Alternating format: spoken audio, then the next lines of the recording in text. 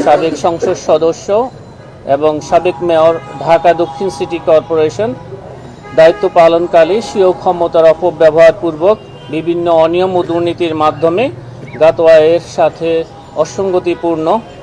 ৭৩ কোটি টাকারও বেশি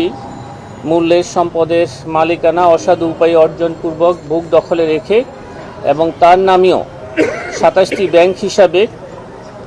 প্রায় ৫৩৯ কোটি টাকারও বেশি অস্বাভাবিক লেনদেন এবং ২,৬৩,০০০ টাকারও বেশি মার্কিন ডলার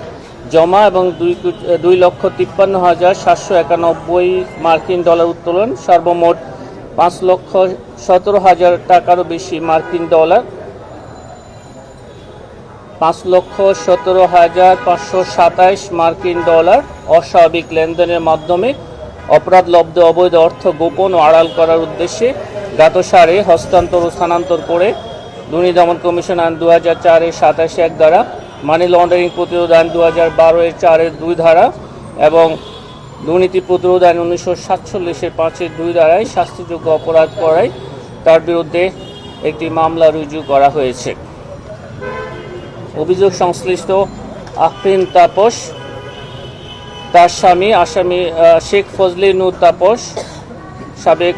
মেয়র ঢাকা দক্ষিণ সিটি কর্পোরেশনের সহায়তায় জ্ঞাত আয়ের উৎসের সাথে অসঙ্গতিপূর্ণ